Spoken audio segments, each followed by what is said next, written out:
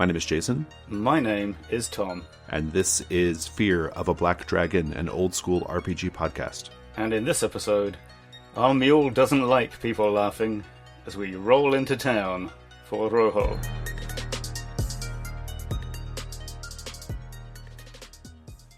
Our first segment is the basic crawl. Rojo is an adventure for the Terror Target Gemini RPG, designed for first-level characters and playable in a single session. Based upon Kurosawa's movie Yojimbo, the story focuses upon the events transpiring in a remote town far in the Maju Desert, at the mercy of two rival crime gangs. On one side, we have the Rojo, a family of mobsters that control the liquor trade in the region, and recently robbed an imperial convoy, stealing a very dangerous weapon.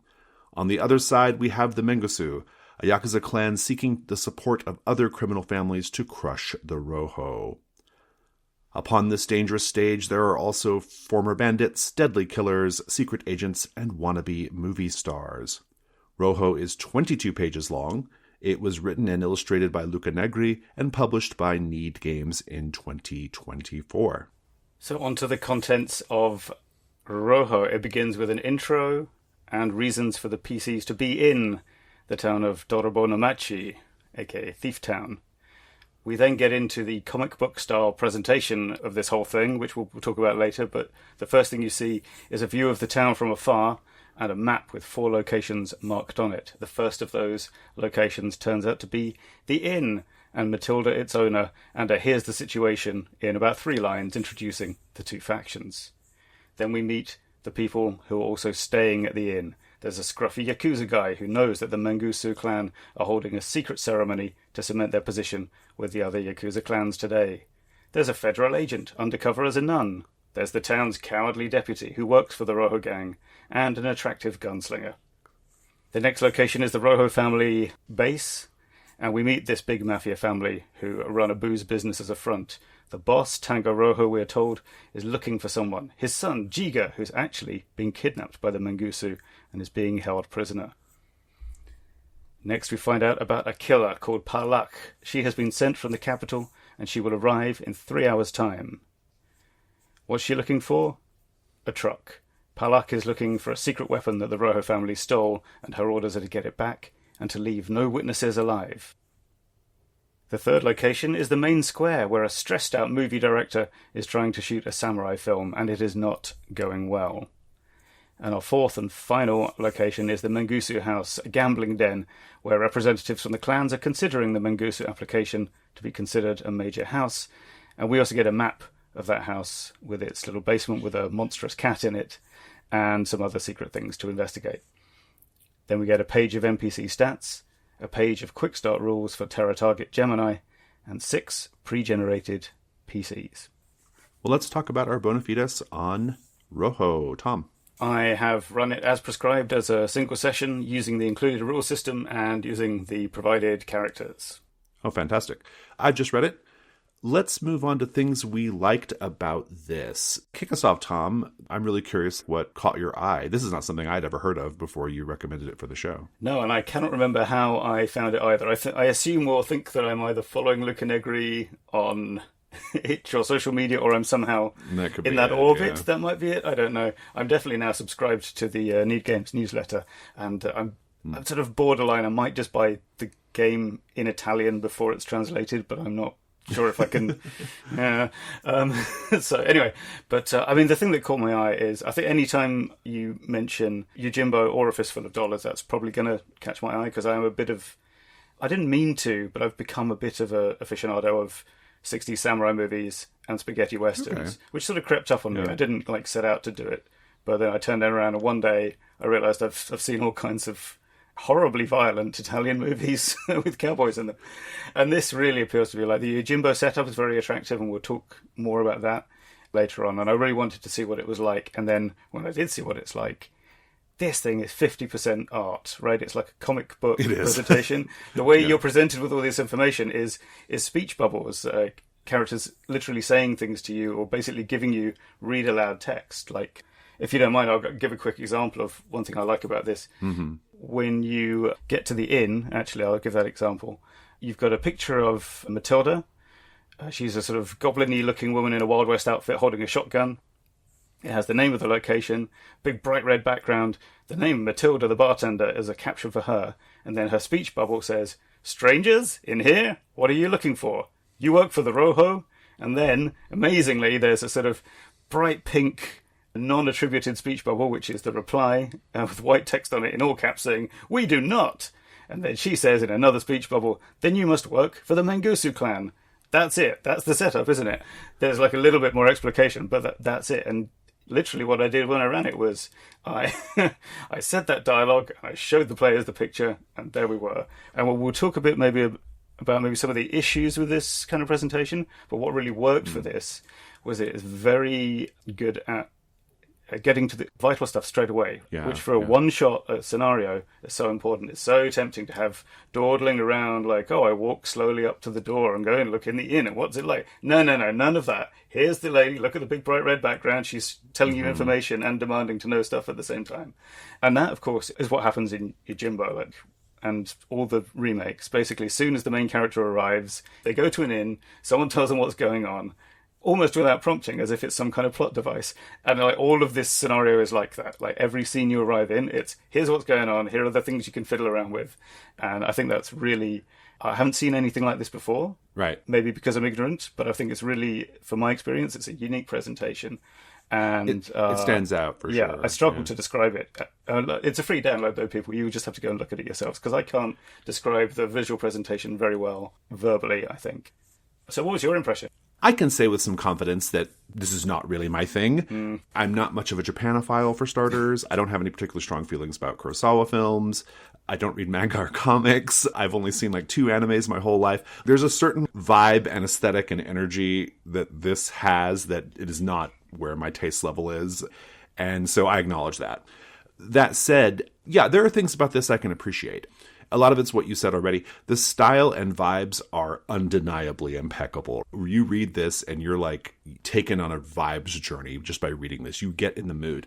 I like the art a lot. I'm a little less enthusiastic about the font that's used throughout the text. I think it makes it kind of a hard read for me, but it's very stylized, and that style has some value. And so I get it. It doesn't bother me that much. The use of color is quite striking, and it just pops. You talked a little bit about how the information is presented. I can see what they were going for, and I think it mostly works as far as it goes. My sense is that the module, the story you're telling, is meant to have this really particular type of energy, this rush right up to the trouble and start getting into it really fast. Not a lot of exposition, not a lot of like pretext, just get right in there. There's a certain energy, there's a certain frenetic quality, and that comes out in reading the module. Yeah. When you read the module, you are in that mode. And a couple of my companion adventures, or all of my companion adventures, are trying to find a way into this energy. If you are not into Yojimbo, and if you're not into spaghetti westerns, you can imagine this as a comic book or like a movie with lots of really hard, fast jump cuts. It puts you in a mood, and I think in that sense, it's pretty effective. I do think there are some shortcomings to this approach, which we'll talk about when we get to questions, but at the outset, very, very strong vibes, very high energy, even as you're reading it, and it does put you in a certain state of mind. Yeah. And one thing I'll say, actually, in terms of it being, it is a design scenario rather than just a bunch of locations, in that I found in play, it does slightly lure the characters from one location to another. There are little bits of those dialogue snippets that you're given that inform you about something else, and then that leads you to go, I wonder what's up with those Rojo guys, and then I'll go to their house, and then I'll go and check that out. So that was good. Also, I think, as with any sandbox, though, which this more or less is, you have to have parts that are disposable, in the sense that you present the whole scene and then the players will head towards the thing they're most interested in. And Luca Negri has designed around that principle. I think you've got the mysterious truck out the back. But in play, players were like more, well, we want to know what's going on in the main square, and they went to the movie set, and one of them got cast in the movie as a replacement actor and all this kind of thing. Also, like, there's sort of, you're presented with this dungeon map of the Yakuza gambling den, which is blue, which I assume is a nod to Kill Bill Part 1. Right, yeah. And again, I think that's the thing where some groups would gravitate to that and they would spend the whole session doing a heist on the gambling den. Mm-hmm. But again, that's like, it's definitely too much for one session if you insist on doing everything. But I don't think it's designed that way. I think it's designed for the parts that don't hook the players in to fall away, and none of them are crucial to the plot. Like, you never need to find out that there's a secret weapon in a truck if you don't want to, right? So that's good, I think. I picked up on that too from just reading it. The setup is, I would say, pleasingly simple. It's perfect for a first session. We've just made characters. We've just got together. Let's just play a quick scenario or like a quick one-off in between something else you're playing. I think that'd be really great.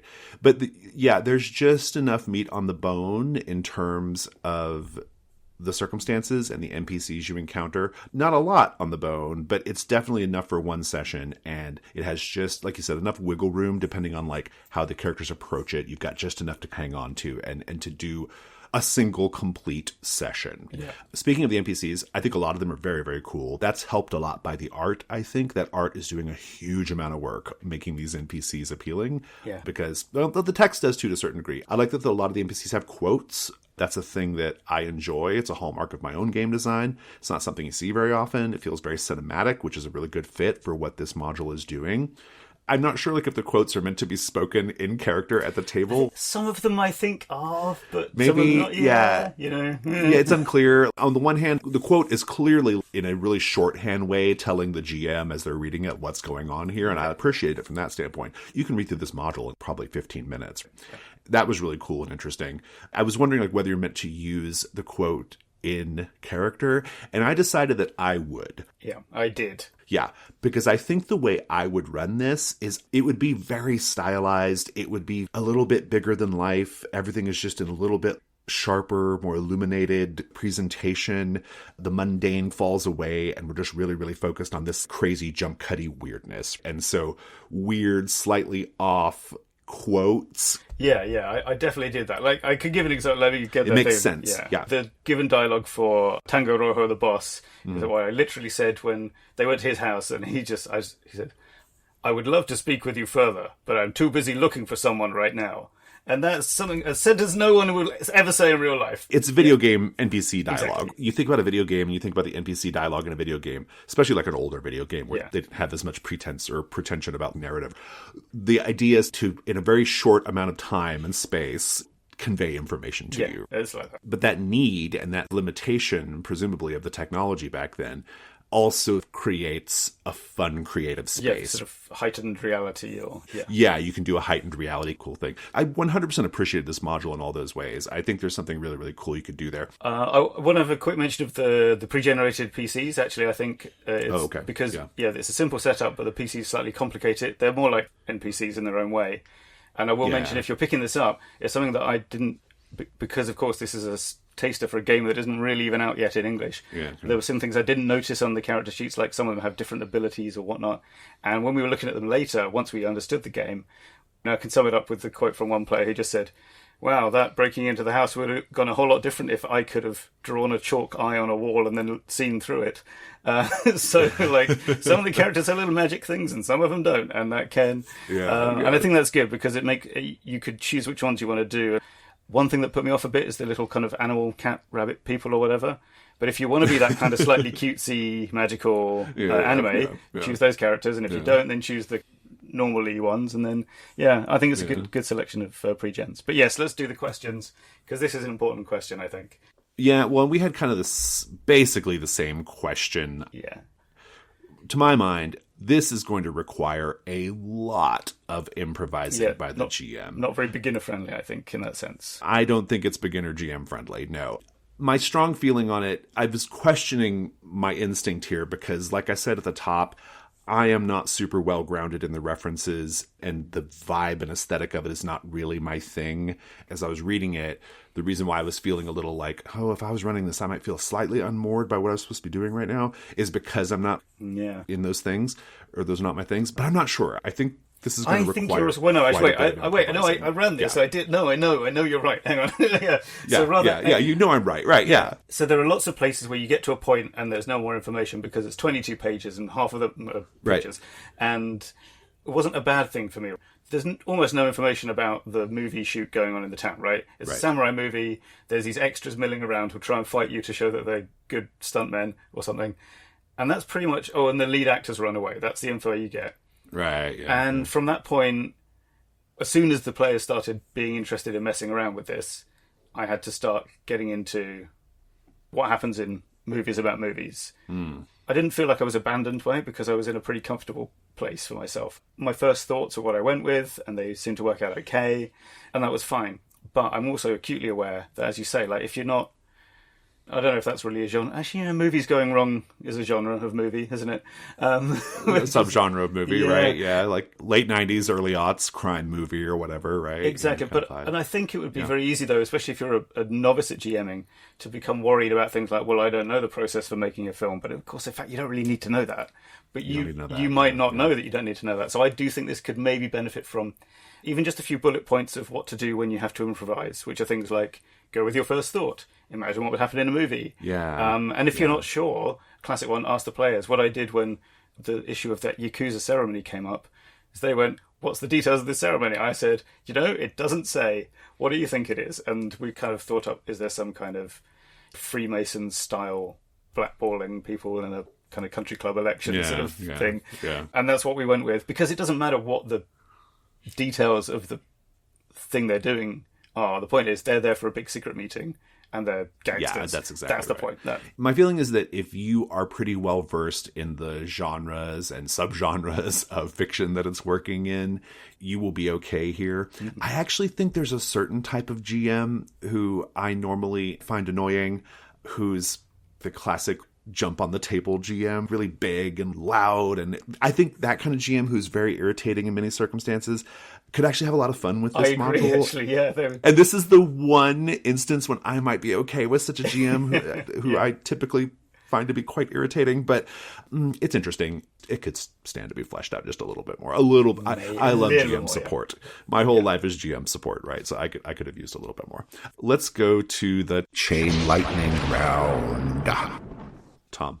My Chain Lightnings are all just NPC descriptions. So here we go. Number 1, Johnny Drago. Clearly, from the artwork, Leonardo DiCaprio in The Quick and the Dead, the 90s Western starring Sharon Stone. And he is described as a pretty face, but can't shoot. And if you look at his stat line in the back of the adventure, there are 2 descriptors given to his revolver. 1, shiny. 2, empty. In the text of the town, it says, "Welcome to Dorobonomachi. This town is dead. Let's loot its corpse." Jigo Rojo, described as son of the boss, asshole. He's great fun to play. He's like the hostage Princess Leia in the first Star Wars movie, with a massive sense of entitlement, and that is annoying NPCs. They're just fun to play sometimes. Mm-hmm. There are some pretty terrific names in this thing. Among them, Tango Rojo, but also Sister Mimosa and Fagin Duckshot. Yep. Finally, my Matilda the bartender, described simply as, she's tired, the inn is a dump. We are told that there are, in this town, lots of amateur swordsmen and wannabe movie stars. They will randomly start fights with anyone just to grab the attention of the movie director. Let's go to the expert delve. Okay, it's the expert delve. Tom, what are we talking about today?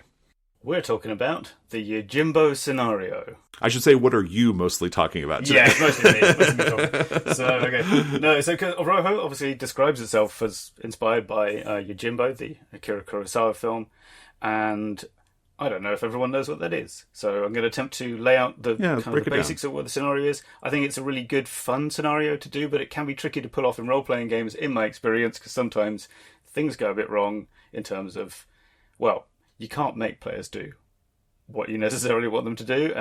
That's not a problem, but it will be if you make it one. It might be helpful to give a breakdown of like what Yojimbo the movie. Okay, so Yojimbo is a film from 1961 directed by Akira Kurosawa, and it is about a man with no name, a wandering Ronin samurai who comes into town, makes up a name, and he discovers that it is controlled by 2 rival criminal gangs, and he decides to basically play each gang off against the other and make them destroy themselves and thus free the benighted townsfolk.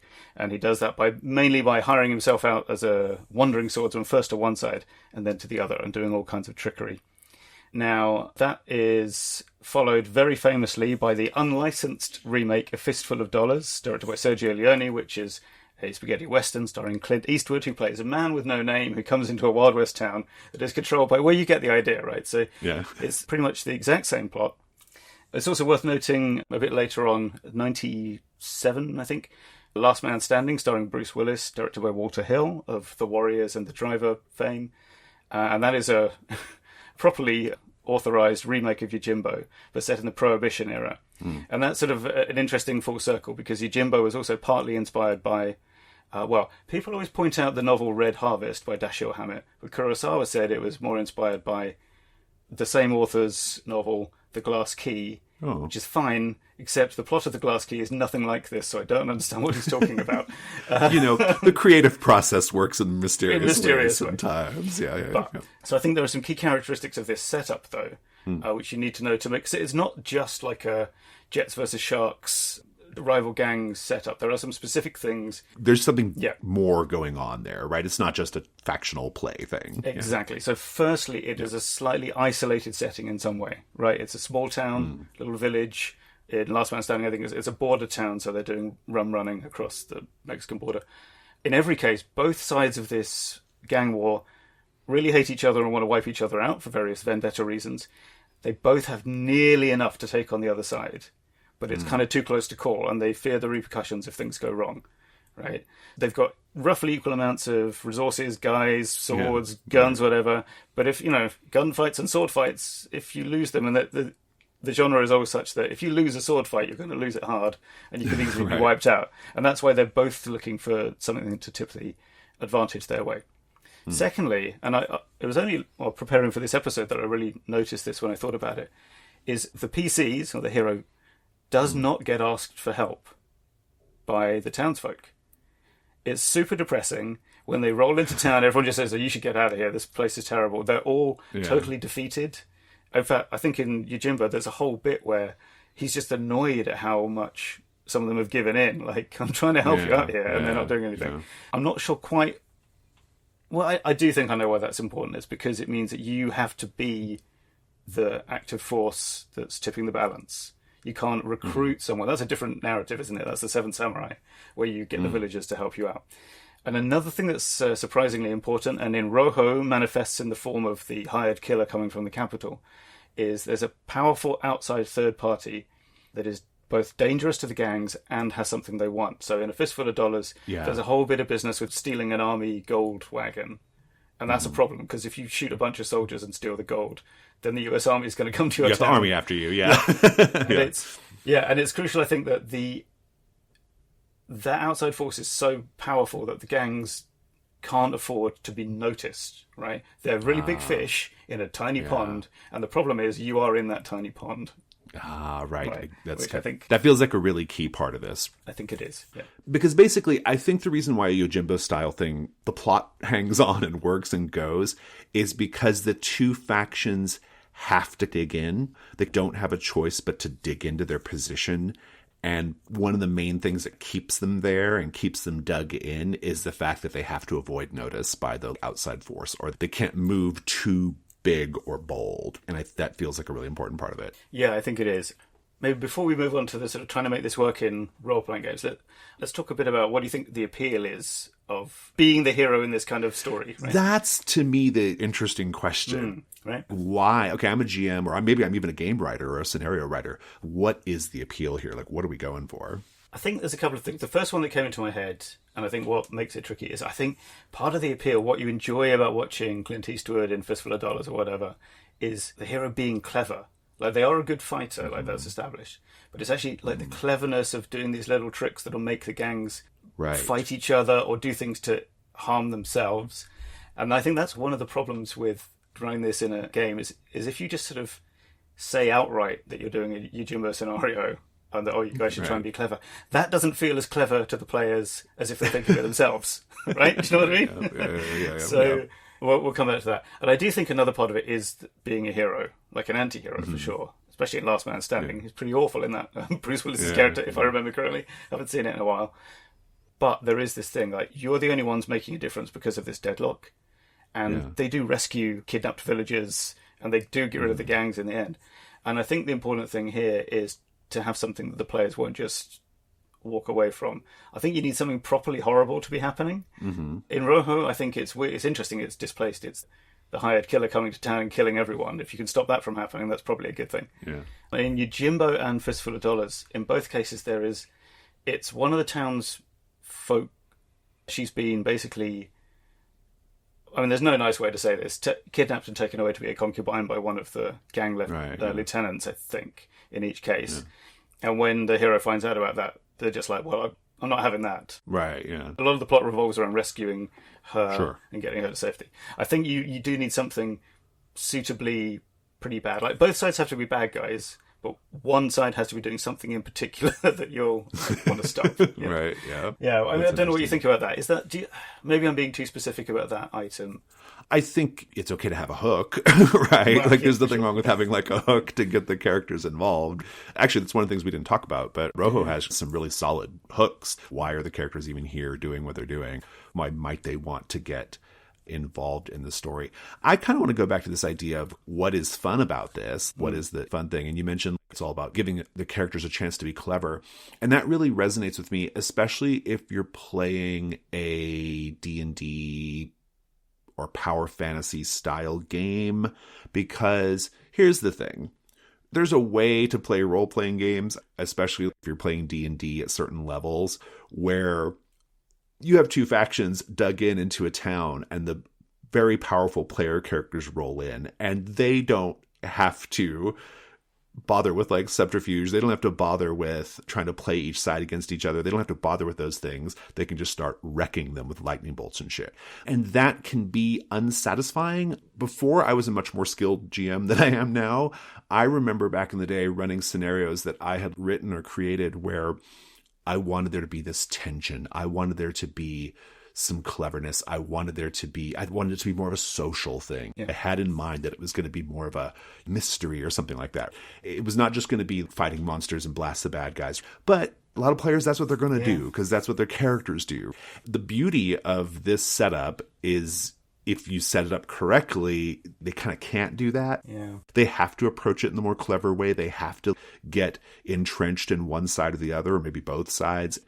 And I think that's the fun of it. And so getting, like, a slightly different play experience, getting a different experience at the table, challenging the player characters in a slightly different way.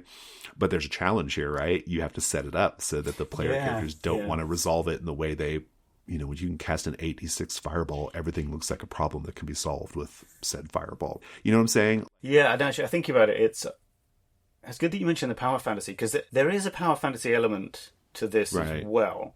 But it's the power fantasy of basically being like, I just killed 5 guys from that gang, and they didn't get me. And I've somehow got away with it as well. Like, I can't fight all of them, but I've, like, set it up so they're all scared of me for now. Right, yeah.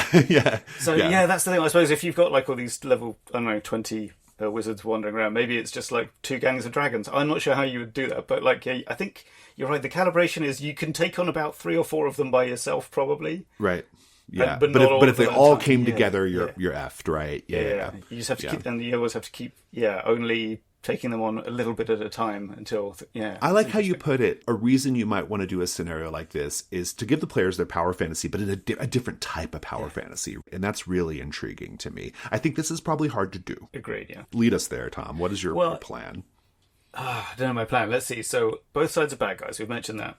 I think also there being a sort of MacGuffin or secret weapon in play, that's also important, because that becomes a thing where you can't think what to do against the Mangusa Yakuza clan or the Rojo bandits. You can go and mess around with the truck that's parked outside the town, right? Yeah. It gives, like, an orthogonal angle to attack the story with.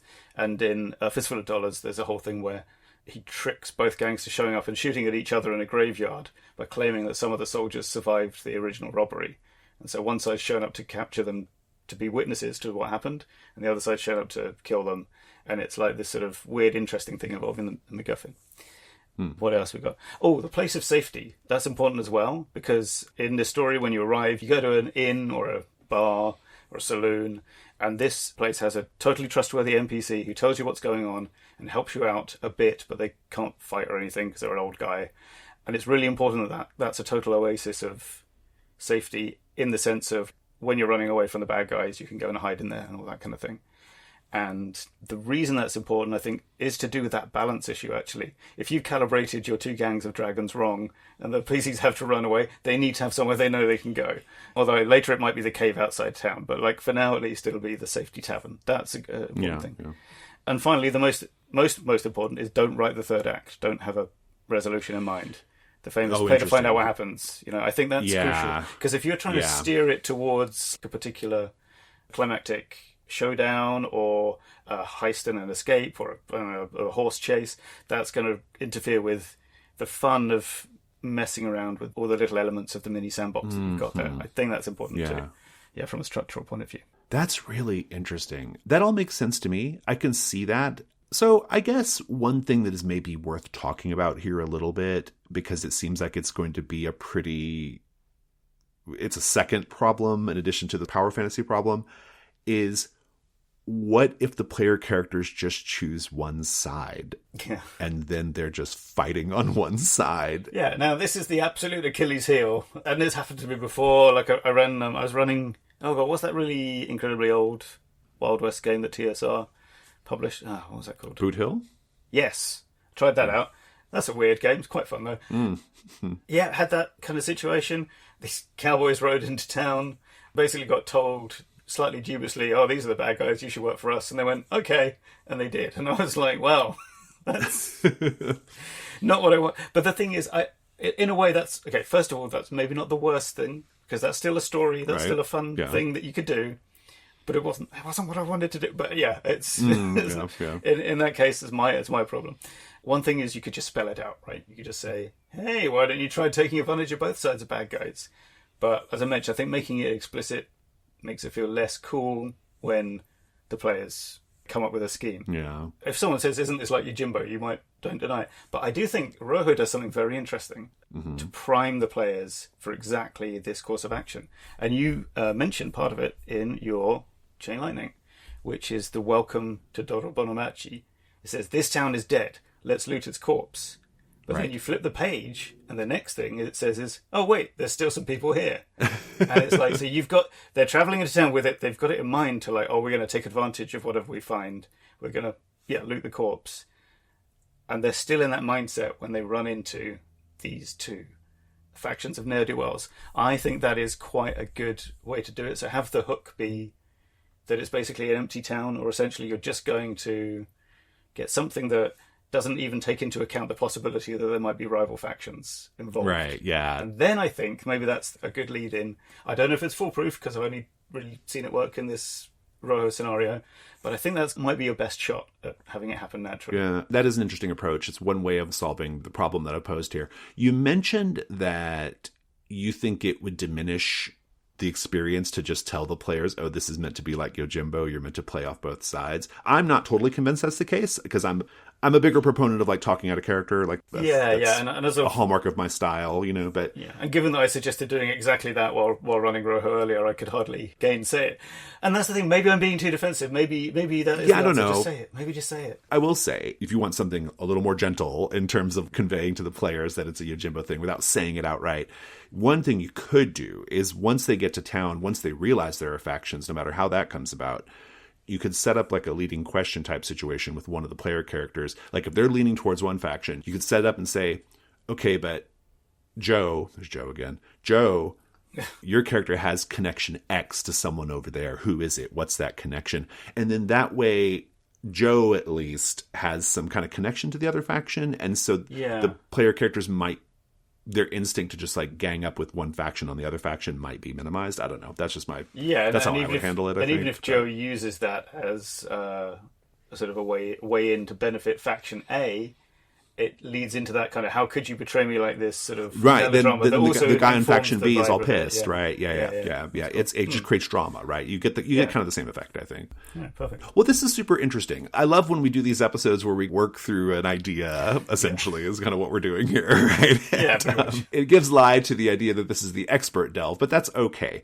I think it's fun to talk about possibilities and ways to set things up, because now I think once we're done with this, I'm going to be thinking a lot about this setup, because even though I'm not super into some of the media touchdowns, I can see the value of a fun, the characters roll into town and they're caught in the middle of something kind of situation, right? That's pretty fun. Anything else you want to say about it? No, I think that's it. So we don't have the formula down, but I think we're asking the right questions. So I think so too. Yes, exactly. Yeah. Yes, also part of expertise, right? So, let's go to the next segment.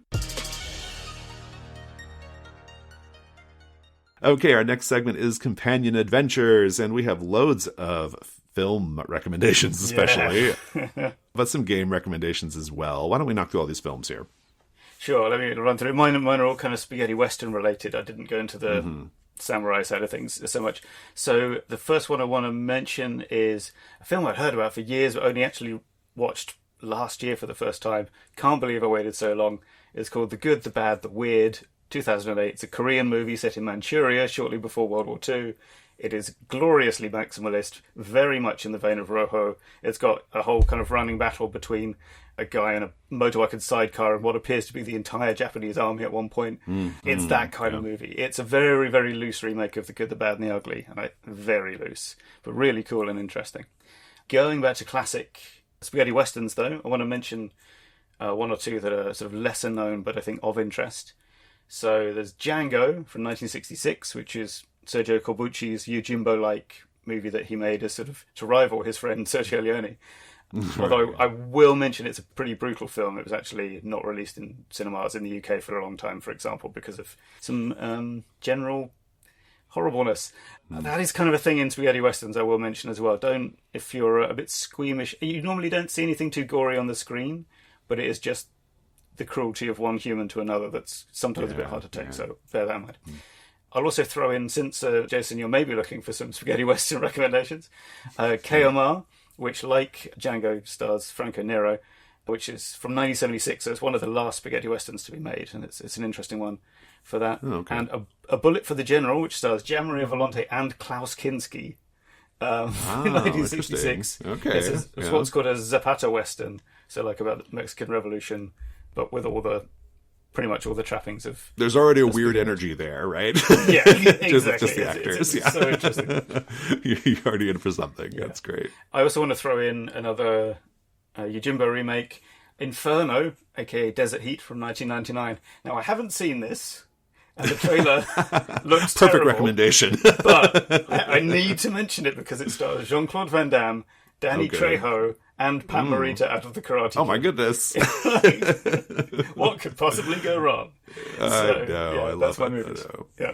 Fantastic. I've got some film recommendations as well. Mine are maybe a little weird, but I was thinking a lot about the energy that this module has and maybe trying to get into this particular type of film or aesthetic or energy and in a way that is maybe not necessarily spaghetti westerns or Kurosawa films or any of the other touchstones that Rojo has.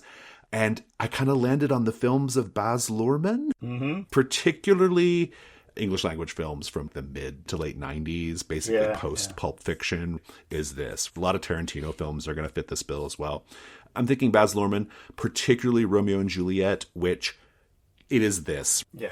It is a factional story with people caught in the middle. So it is kind of that.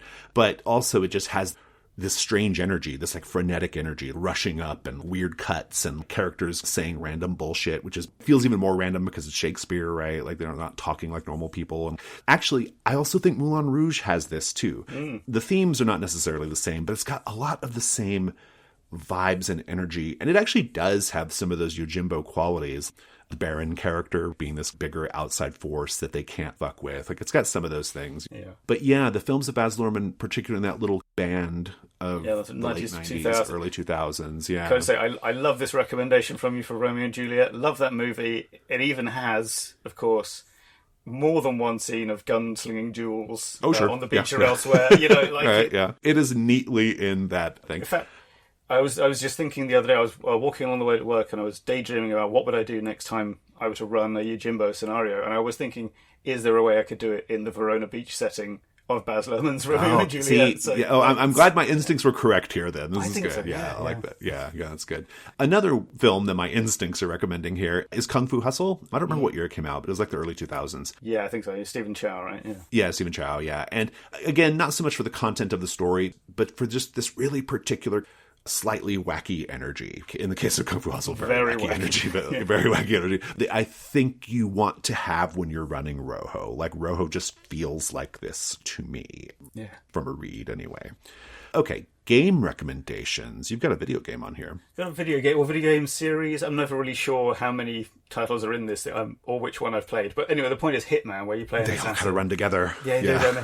There's a bit in Rojo, of course, where you could, as it turns out, in our game, pretend... Well, no, he actually was an actor, but he wasn't really. The point is, he became an actor on the set, and that's how he was able to get across into the gambling den. And Hitman, of course, has lots of this stuff, which is such an interesting idea of social stealth, where normally in stealth games, you're hidden because you're behind a tree. But in Hitman, you're hidden because you're dressed as a clown and you're in the circus. You're a waiter or something. Yeah. So, like, if the whole pretending to be an actor or a mercenary or whatever, which is a thing, of course, in Yojimbo. He's pretending... Well, he is a wandering samurai, but he's pretending to be a certain kind of wandering samurai, i.e. the less scrupulous one. Yeah, so I think it's good for that. It's an aid to the improvisation, isn't it, of like what might happen when characters are doing that kind of stuff. So Yeah. I'm going to recommend a couple of story games that have only the loosest, most tenuous connection to what we're talking about today, but I love them both, and I look for an opportunity to recommend them whenever I can. And those are Kagematsu and The Mountain Witch. I'm recommending them because they both have some clear Kurosawa influences, for one thing. And also, in the case of Kagematsu, you do play an outsider wandering into town, Western style. In this case, the townspeople do ask you for your help. Yes, that's the only thing they do.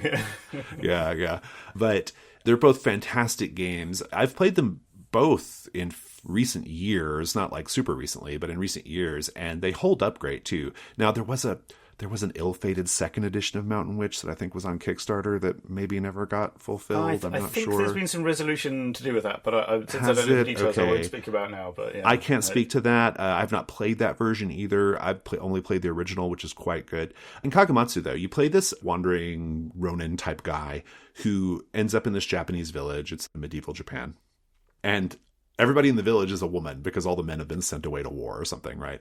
And so all the villagers are women, and this man rolls in, and they have this problem, some big problem in the town, and they seek this guy's help. Then the game is about playing out that story of him becoming part of the town and kind of eventually dealing with the problem. And it has the very still quite novel setup. I think I remember this, yeah. Where you have to play the game with a table full of men and one woman. Yeah. And all of the women characters are played by anybody at the table who is a man or male presenting. And then the lone Ronin character is played by the woman at the table. Yeah. Because it's meant to be this kind of play with gender and ideas of gender and how we play gender in role-playing games. And it's kind of fun on that level, but it's also just kind of mechanically quite a fun game. And so, yeah, Kagematsu, love that one. I'm not sure how easy it is to get a hold of nowadays, but it's worth tracking down. And The Mountain Witch is spectacular. I love The Mountain Witch. You play a group of samurai climbing a mountain to destroy this witch at the top of the mountain.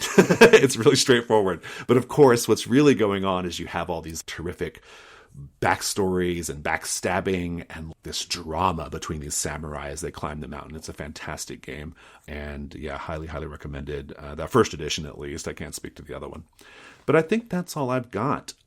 Yeah, listeners, Fear of a Black Dragon is a production of The Gauntlet. We can be found on our website, gauntlet-rpg.com or brendawoodbay.com. We're on Blue Sky at Gauntlet RPG, and you can support the show on Patreon by going to patreon.com/gauntlet. Tom, thank you so much. Thank you, Jason, and thanks also to our eminent editor, Rich Rogers. And thank you for listening. Thanks, listeners. Take care. Bye.